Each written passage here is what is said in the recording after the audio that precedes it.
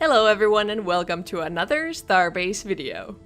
This video will explain the upcoming station siege mechanics in Starbase in continuation to the capital ships video, so if you want to learn more about how capital ships will work first, make sure to check out that video too.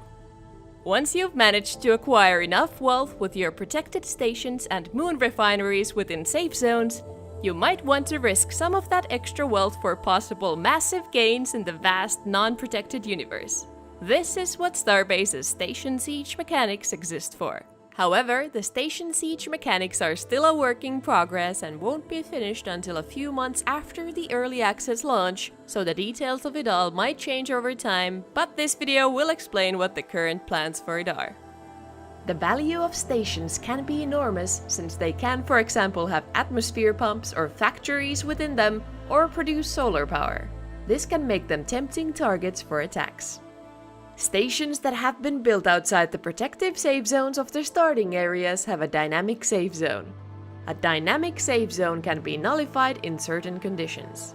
If an enemy company has a military capital ship at least of the same size class as your station, they can try to attack it.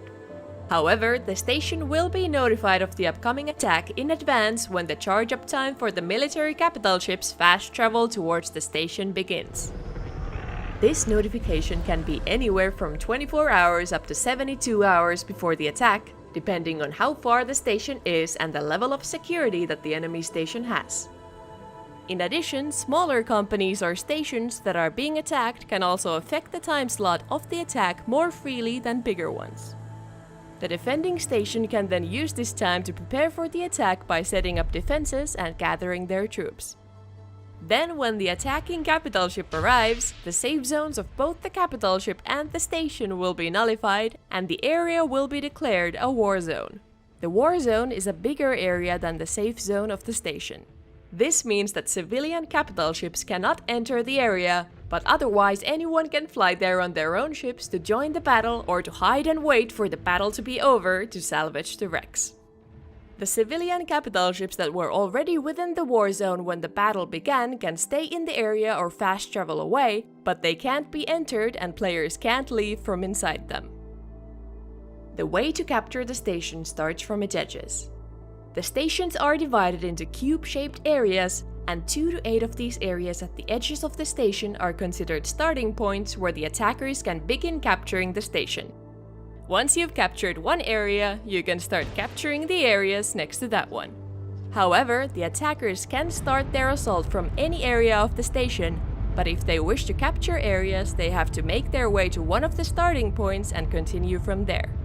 The way capturing an area works is that when only one company or faction has a 90% majority of troops within the area for a certain number of minutes, they'll have captured the area and can continue to the next one. Once enough of these areas have been captured and there aren't too many enemies left on the station will start charging its safe zone to be back up. This will take some minutes, and during this time the station can still be recaptured. Once the time is up, the safe zone will be back to guard the owners of the station.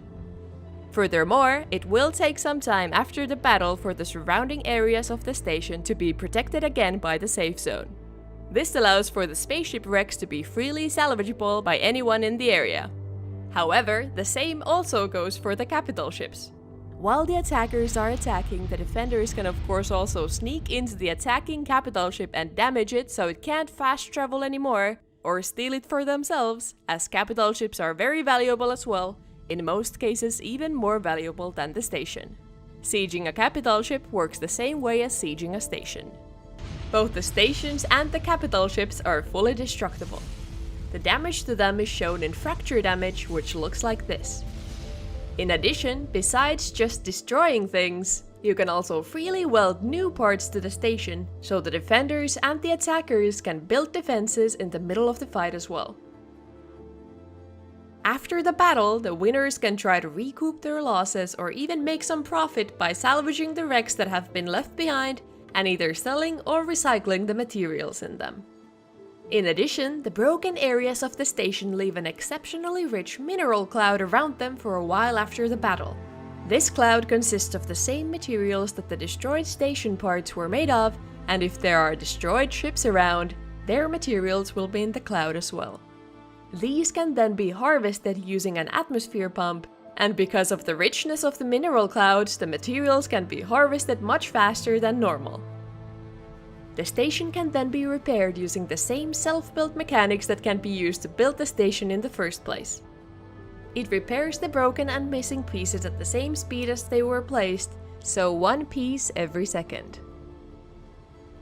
Since Starbase's universe is massive, countless of these kinds of wars will be going on all around the gas planet Eos and its moons at the same time. This means the station sieges will offer you plenty to do whether you're looking to be a ship designer, a gunship pilot, a salvager, or something else. Whichever it may be, we're looking forward to seeing you in Starbase's early access later this summer.